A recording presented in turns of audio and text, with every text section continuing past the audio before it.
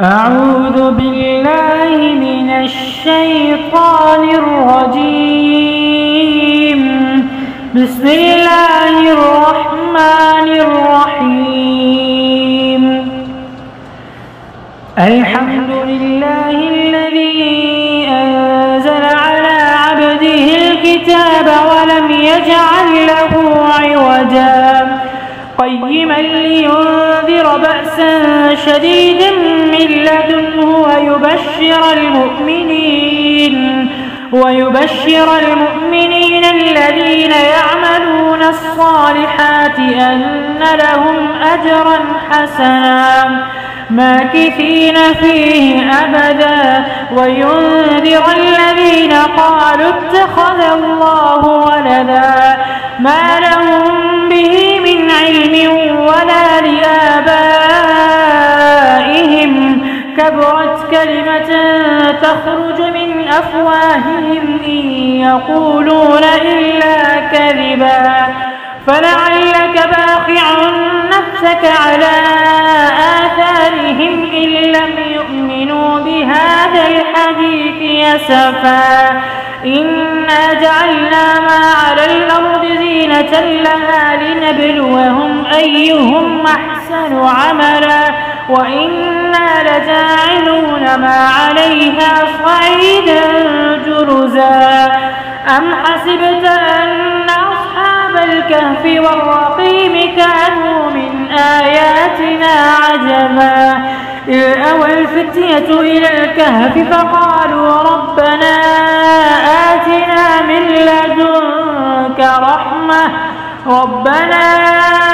آتنا من لدنك رحمة وهيئ لنا من أمرنا رشدا فضربنا على آذانهم في الكهف سنين عددا ثم بعثناهم لنعلم أي الحزبين أحصى لما لبثوا أمدا نحن نقص عليك نبأهم بالحق إنهم فتية آمنوا بربهم وزدناهم هدى وربطنا على قلوبهم إذ قاموا فقالوا ربنا رب السماوات والأرض لن ندعو من دونه إلها لقد قلنا إذا شططا هؤلاء قوم اتخذوا من دونه آلهة لولا يأتون عليهم بسلطان بين فمن أظلم ممن افترى على الله كذبا وإذ اعتزلتموهم وما يعبدون إلا الله فأووا إلى الكهف ينشر لكم ربكم من رحمته ويهيئ لكم من أمركم مرفقا وترى الشمس إذا طلعت تزاور عن كهفهم ذات اليمين وإذا غربت تقرضهم ذات الشمال وهم في فجوة منه ذلك من آيات الله من يهد الله فهو المهتد ومن يضلل فلن تجد له وليا مرشدا وتحسبهم أيقاظا وهم رقود ونقلبهم ذات اليمين وذات الشمال وكلبهم باسط ذراعيه بالوصيد لو اطلعت عليهم لوليت منهم فرارا ولملئت منهم رعبا وكذلك بعثناهم ليتساءلوا بينهم قال قائل منهم كم لبثتم قالوا لبثنا يوما أو بعض يوم قالوا ربكم أعلم بما لبثتم فابعثوا أحدكم بورقكم هذه إلى المدينة فلينظر أيها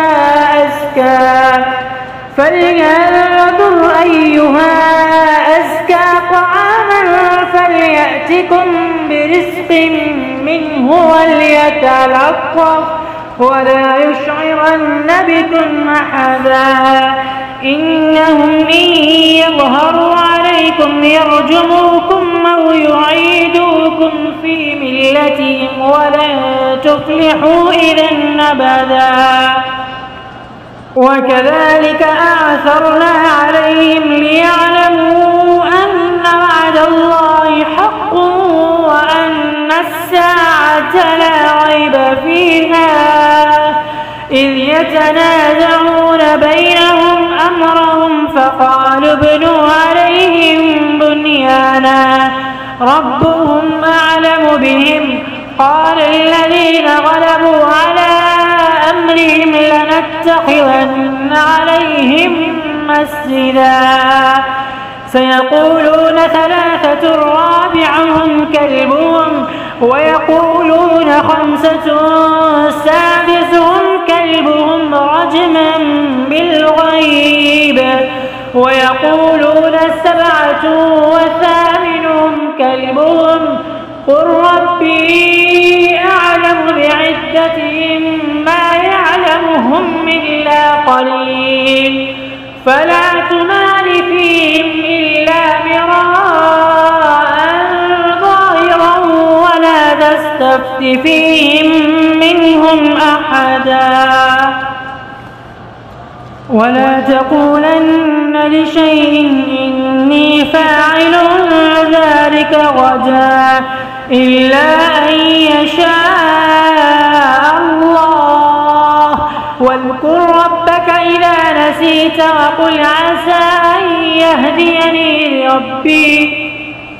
وقل عسى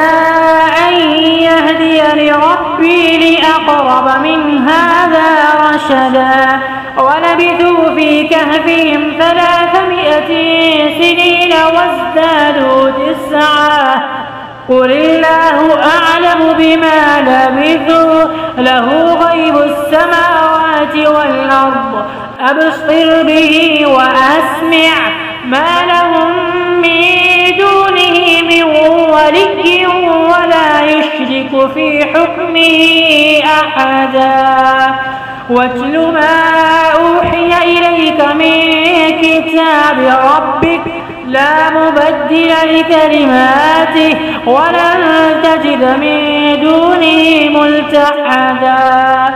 واصبر نفسك مع الذين يدعون ربهم بالغداة والعشي يريدون وجهه ولا تعد عيناك عنهم تريد زينة الحياة الدنيا ولا تطع من أغفلنا قلبه عن ذكرنا واتبع هواه وكان أمره فرطا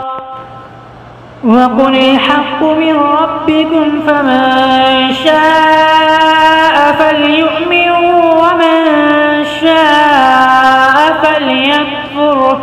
إنا أعتدنا للظالمين نارا أحاط بهم سرادقها وإن يستغيثوا يغاثوا بماء كالمهل يشوي الوجوه بئس الشراب وساءت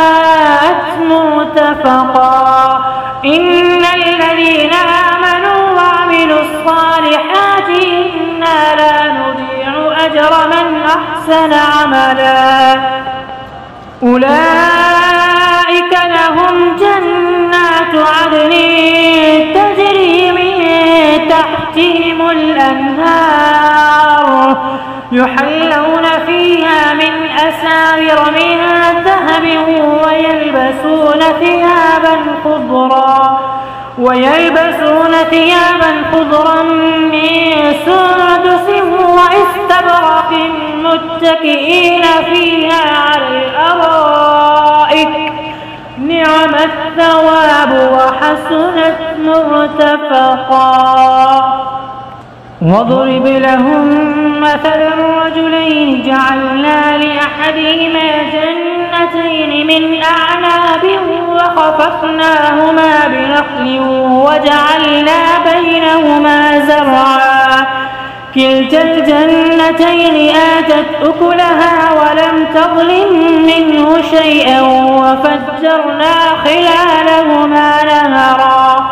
وكان له ثمر فقال لصاحبه وهو يحاوره أنا أكثر منك مالا وأعز نفرا ودخل جنته وهو ظالم لنفسه قال ما أظن أن تبيد هذه أبدا وما أظن الساعة قائمة ولئن رددت إلى ربي لأجدن خيرا منها منقلبا. قال له صاحبه وهو يحاوره وكفرت بالذي خلقك من تراب ثم من نطفة ثم سواك رجلا لكن هو الله ربي ولا أشرك بربي أحدا. ولولا إذ دخلت جنتك قلت ما شاء الله لا قوة إلا بالله إن ترني أنا أقل منك مالا وولدا فعسى ربي أن يؤتيني خيرا من جنتك ويرسل عليها حسبانا من السماء فتصبح صعيدا زلقا أو يصبح ماؤها غورا فلن تستطيع له طلبا. وأحيط بثمره فأصبح يقلب كفيه على ما أنفق فيها وهي خاوية على عروشها ويقول يا ليتني لم أشرك بربي أحدا. ولم تكن له فئة ينصرونه من دون الله وما كان منتصرا. هنالك الولاية لله الحق وخير ثوابا وخير عقبا. واضرب لهم مثل الحياة الدنيا كماء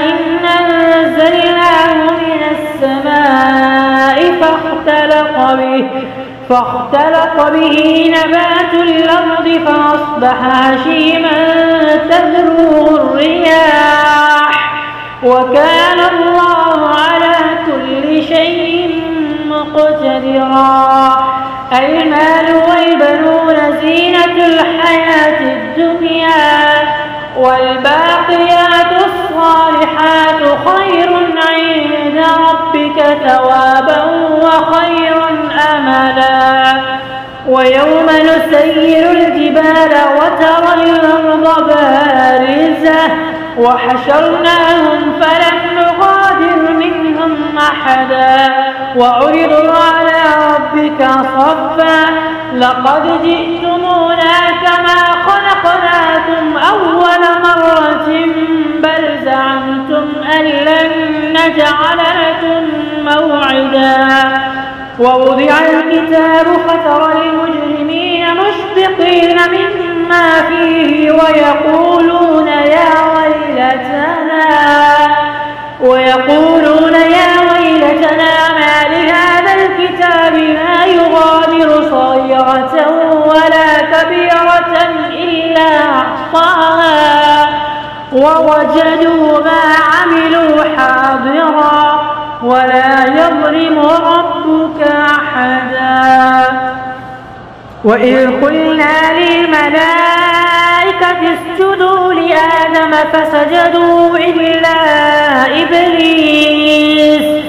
كان من الجن ففسق عن أمر ربه أفتتخذونه وذريته أولياء من دوني وهم لكم عدو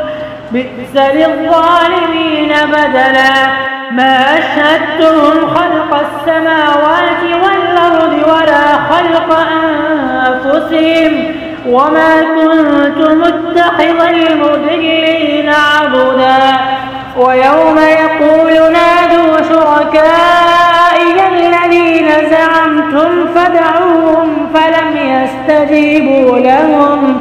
فلم يستجيبوا لهم وجعلنا بينهم موبقا ورأى المجرمون النار فظنوا أنهم مواقعوها ولم يجدوا عنها مصرفا ولقد صرفنا في هذا القرآن للناس في كل مثل وكان الإنسان أكثر شيء جدلا وما منع الناس أن يؤمنوا إذ جاءهم الهدى ويستغفروا ربهم إلا أن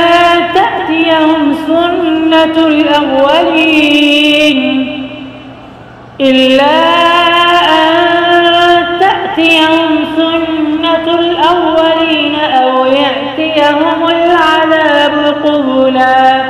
وما نرسل المرسلين إلا مبشرين ومنذرين ويجادل الذين كفروا بالباطل ليدحضوا به الحق واتخذوا آياتي وما أنذروا هزوا ومن أظلم ممن ذكر بآيات ربه فأعرض عنها ونسي ما قدمت يداه إنا جعلنا على قلوبهم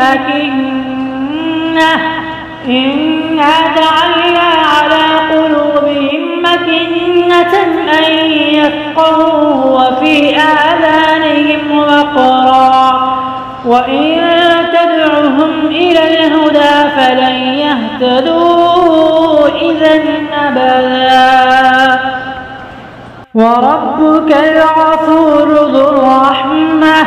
لو يؤاخذهم بما كسبوا لعجل لهم العذاب بل لهم موعد لن يجدوا من دونه موئلا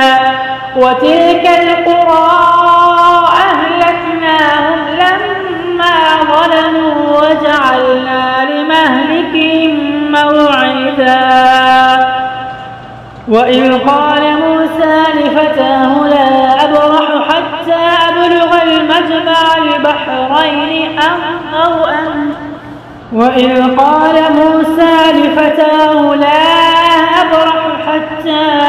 أبلغ المجمع البحرين أو أمضي حقبا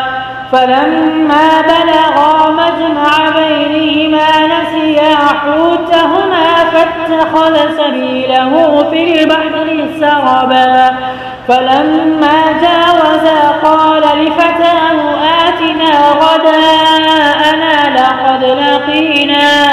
لقد لقينا من سفرنا هذا نصبا قال أرأيت إذ أوينا إلى الصخرة فإني نسيت الحوت وما أنسانيه إلا الشيطان أن أذكره واتخذ سبيله في البحر عجبا قال ذلك ما كنا نبغي فارتدا على آثارهما قصصا فوجدا عبدا من عبادنا آتيناه رحمة من عندنا وعلمناه من لدنا علما قال له موسى على أن تعلمني مما علمت رشدا قال إنك لن تستطيع معي صبرا وكيف تصبر على ما لم تحط به خبرا قال ستجدني إن شاء الله صابرا ولا أعصي لك أمرا قال فإن اتبعتني فلا تسألني عن شيء حتى أحدث لك منه ذكرا فانطلقا حتى إذا ركبا في السفينة خرقها قال أخرقتها لتغرق أهلها لقد جئت شيئا نمرا قال ألم قل إنك لن تستطيع معي صبرا قال لا تؤاخذني بما نسيت ولا ترهقني من أمري عسرا فانطلقا حتى إذا لقيا غلاما فقتله قال أقتلت نفسا زكية بغير نفس لقد جئت شيئا نكرا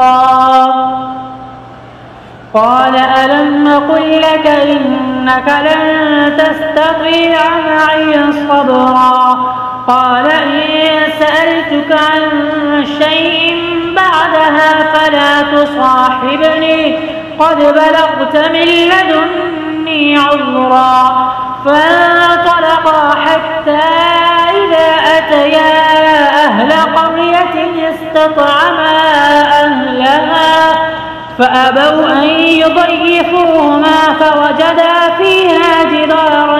يريد أن ينقض فأقامه قال لو شئت لاتخذت عليه أجرا قال هذا فراق بيني وبينك سأنبئك بتأويل ما لم تستطع عليه صبرا أما السفينة فكانت لمساكين يعملون في البحر فأردت أن أعيبها وكان وراءهم ملك يأخذ كل سفينة غصبا وأما الغلام فكان أبواه مؤمنين فخشينا أن يرهقهما طغيانا وكفرا فأردنا أن يبدلهما ربهما خيرا منه زكاة وأقرب رحما وأما الجدار فكان لغلامين يتيمين في المدينة وكان تحته كنز لهما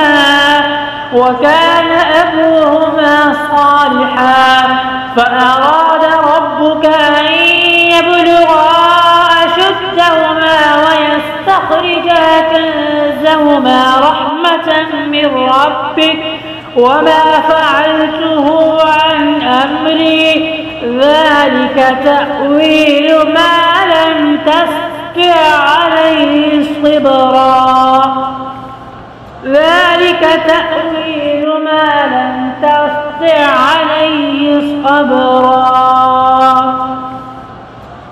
ويسألونك عن ذي القرنين قل سأتلو عليكم منه ذكرا إنا مكنا له في الأرض وآتيناه من كل شيء سببا فأتبع سببا حتى إذا بلغ مغرب الشمس وجدها تغرب في عين حمئة ووجد عندها قوما قلنا يا ذا القرنين إما أن تعذب وإما أن تتخذ فيهم الحسنى. قال أما من ظلم فسوف نعذبه ثم يرد إلى ربه فيعذبه عذابا نكرا.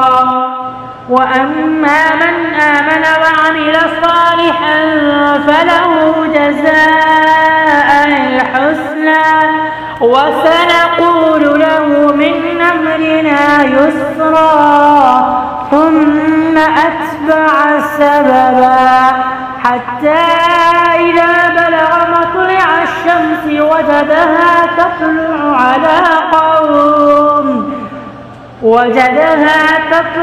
على قوم لم نجعل لهم من دونها سترا. كذلك وقد أحطنا بما لديه خبرا. ثم أتبع سببا حتى إذا بلغ بين السدين وجد من دونهما قوما لا يكادون يفقهون قولا. قالوا يا ذا القرنين إن يأجوج ومأجوج مفسدون في الأرض فهل نجعل لك خرجا على أن تجعل بيننا وبينهم سدا. قال ما مكني فيه ربي خير فأعينوني بقوة أجعل بينكم وبينهم رجما. آتوني زبر الحديد حتى إذا ساوى بين الصدفين قال انفخوا حتى إذا جعله نارا قال آتوني أفرغ عليه قطرا. فما استطاعوا أن يظهروه وما استطاعوا له نقبا. قال هذا رحمة من ربي فإذا جاء وعد ربي جعله دكاء وكان وعد ربي حقا. وتركنا بعضهم يومئذ يموج في بعض ونفخ في الصور فجمعناهم جمعا وعرضنا جهنم يومئذ للكافرين عرضا. الذين كانت أعينهم في غطاء عن ذكري وكانوا لا يستطيعون سمعا. أفحسب الذين كفروا أن يتخذوا عبادي من دوني أولياء إنا أعتدنا جهنم للكافرين نزلا. قل هل ننبئكم بالأخسرين أعمالا الذين ضل سعيهم في الحياة الدنيا وهم يحسبون أنهم يحسنون صنعا. أولئك الذين كفروا بآيات ربهم ولقائه فحبطت أعمالهم فلا نقيم لهم يوم القيامة وزنا. ذلك جزاؤهم جهنم بما كفروا واتخذوا آياتي ورسلي هزوا. إن الذين آمنوا وعملوا الصالحات كانت لهم جنات الفردوس نزلا خالدين فيها لا يبغون عنها حولا. قل لو كان البحر مدادا لكلمات ربي لنفد البحر قبل أن تنفد كلمات ربي ولو جئنا بمثله مددا. قل إنما أنا بشر مثلكم يوحى إلي أنما إلهكم إله واحد فمن كان يرجو لقاء ربه فليعمل عملا صالحا ولا بعبادة ربه أحدا.